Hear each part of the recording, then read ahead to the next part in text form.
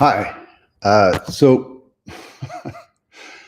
just wanted to talk to you more about what's going on in the home buyer remorse category. Let's get into this real quick. Share. There we go. Reports of home buyer remorse decline in slower sales environment. Here's what's getting me. So it says just over 1/3 of home buyers in 2025 said they did not regret their purchase, up from 31%, according to the realtor's latest. And this goes back to 2020, 2021, when we had a fire, when we had the firestorm, and it was crazy and everybody was buying whatever they could because they were freaking out. They needed to buy a house at 2.5%. Well, nowadays there's still remorse. You know, you bought this house, it's not the perfect house or the house, their forever house, and they just regretted it. Now it's only 1/3, 33%. But here's the other thing: 66% of home buyers regret their purchase. I wonder why. Because sellers still have an attitude. They feel like they can call the shots. They can do whatever they want. They want this price. They want these concessions. They want, as is, no contingencies. And sellers still get a lot of what they want. And that means buyers have to lose out. There's no win-win. There's no meeting of the minds. And that's what I say. I always want it to be more of a balanced market, more of a buyer's market, because that way buyers get what they want. Sellers have, for the last seemingly 3 decades, gotten everything that they wanted, so much so that they tend not to take care of their house. They don't care. It says it here. They don't necessarily have to or feel like they have to put an offer in the first. Wait, down here. It says down here. The most common post-purchase complaint was more upfront home maintenance needs than expected, followed by anticipated spending on typical household items like, oh, I need a new couch. Oh, I need another bed. Oh, I need this. But those are more wants to fit your house, because even if you move from an apartment or a condo or another house into another house, your couch might not fit perfectly where you expected it to, just because it's hard for us to have that spatial acuity. Anyway, the number one thing that you should remember is take care of your house. Get those little nitpicky things fixed up. I keep on telling you about it. I tell you to download the home inspection checklist. This becomes your honey-do list, and get it fixed. Get that stuff fixed before you put it on market, and you're going to make a happy buyer. And ultimately, I know some people don't care. They just don't care. I had a seller this year who knew his house was a piece of crap, and he arrogantly thought that his house was worth X, and it wasn't, and he never got an offer. So I told him to pound sand because he wouldn't take care of the house. Guys, look, if you buy something and you feel like you got the shaft, that's sad, right? It's a sad thing. It's the golden rule. And if a seller feels like they're going to take one over on a buyer because of that, whether it's price, concessions, contingencies, or just that general makeup of your house and how you took care of it over the last 5, 10, 20 years, that's something that you have to deal with yourself, right? A lot of people don't care. And 1/3 of people say that they don't have buyer's remorse, but the other 66% feel like they got screwed over one way or another. So let's figure out how to make it a meeting of the minds. I have this. I've been working on this website, and I have Willow Glen up now. It's up and running. So go to albitanogroup.com and you can take a look at this. It's in the copy and in my website, albitanogroup.com, and then you can go float around. I'm building it out so we have neighborhood reports for each area, for Willow Glen, Almaden, Blossom Valley, Cupertino, and it's going to take some while, but Also, we have the probate estate sales. That's going strong right now, and it's a very important thing for our generation to talk about that with our parents and make sure that we have that conversation with our parents to know where they're going to go, where they're going to be comfortable and safe, right? And maybe taking care of your house, your house that you grew up in or what have you. Let's help you move that on. Could your garage get your home sold? It possibly could. Replacing your garage door. My garage door cannot be replaced. It has to be the old style wood, very heavy, clunky thing, because I have a post in the middle of where it would go if I had a roll up. Unfortunately, that's just the way they designed it. I'm not going to put the time and effort into re-engineering everything because somebody was smoking too much pot back in the 60s.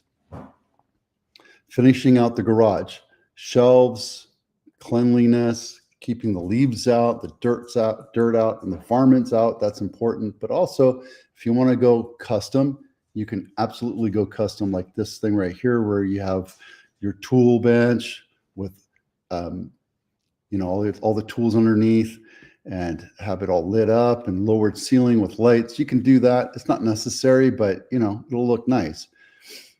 Adding a garage. Well, if you don't have room for that, you can add a third garage on if you have the room. My house actually has a big side yard, and that side yard could hold another garage if I wanted to put it in there. Don't do a garage conversion. They don't sell well. There's no aftermarket value to it. Yes, you can put a renter in it, and that's fine as an ADU, but I don't see that as a very well thought out thing. Anyway, there you go.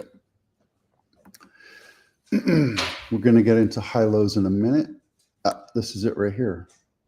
Highs and lows. The most expensive home sold today or this week in Santa Clara County is $8 million on Normandy Lane, not my listing. 8 days to sell, 7-bedroom, 5.5 bath, 6,000 square foot, built in 1968. And this thing looks like it's been completely redone.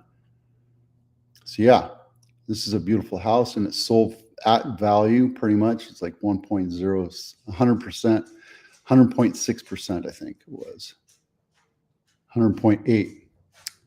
So yeah, it's nice. It's a pretty house.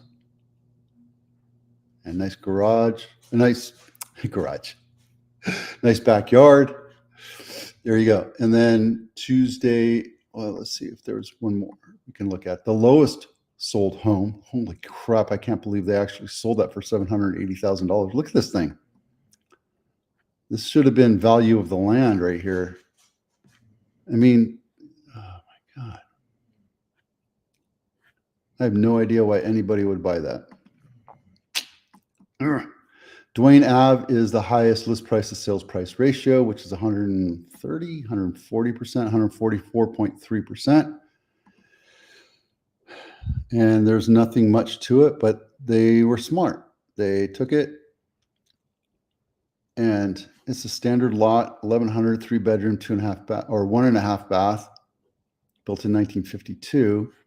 And I guess it's the value in the land. I don't understand why this house would have sold like this, other than people got caught up.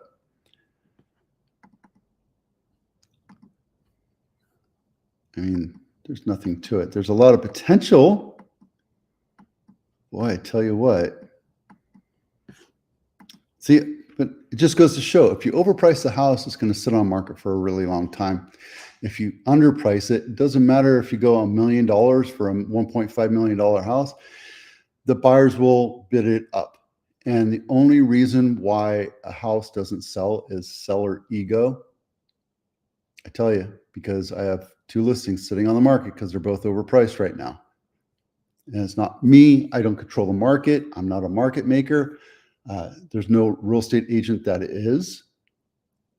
But if you want your house sold quick in 7 days, underprice it and get it sold. Stop messing around. And then I think this is the lowest list price to sales price. The original list price was $2.1 million. Again, ego, 32 days. Then they dropped it down to 1.6 and it sat for a couple more days and then it sold for 1.3. This is a standard 3-bedroom, 2.5 bath, 2,000 square foot, built in 1927. There's nothing fancy about it. But seller ego drove the seller to say, my house is worth $2 million. Well, no, it's not if nobody's buying it. If you're not getting any traffic and your agent does everything they do to market their house, as they do with every other house that we do, right? I have a process. And the process is what it is. It's not perfect, but it is what it is. The only outlier is price. And if you price it too high, it's going to sit on market. And I get it. There's a lot of fear behind it, right? But this is a standard house. It needs to be updated. It's in Nagley, which is it's a high-end neighborhood. But you have to keep up with the updates. You have to update it and make it pretty and make it sellable. And if your location says it's worth this, but the condition of the house says it's not, your buyers will not come until you lower the price. And if you were smart, you could have had it listed at 1.6 at one in the beginning, and you probably would have gotten 1.7, 1.8 for it. But greed outshines a lot of times. There you go. And this is Los Gatos House of the Week. Bainter Drive, not my listing. It's a 4-bedroom, 2-bath, 1,478 square feet, built in 1957. And the reason why I chose it is it's just a regular house for $2.5 million. It's odd. Days on market, 162 days. Again, this is Los Gatos. It's in the fire area, right? So, and you might get how much land is it? It's at 43560. It's just a tad bit under an acre, right? So you have a little bit of land, but it's sloping, so that really doesn't help. The house is old, and what you're selling right now is the land, because this house is not a Los Gatos style house, especially if it's listed at $2.5 million, right? This house is worth the land.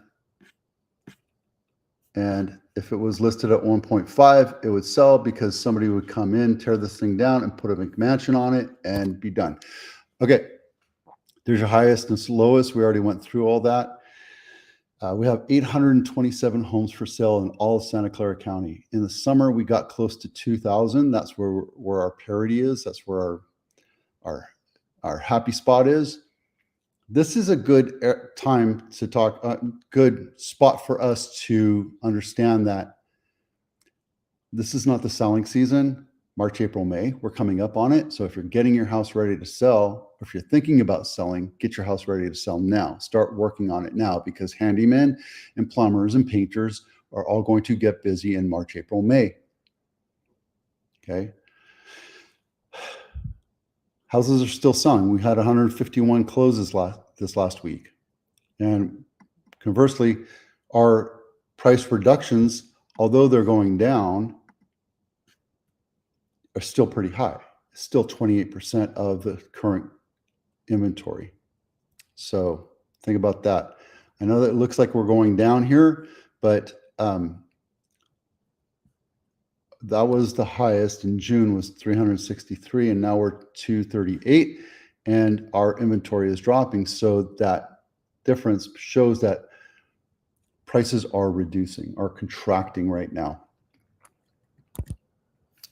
All right, that's it for now. I'm Vito with Abitano. Thanks for watching. We'll see you out there.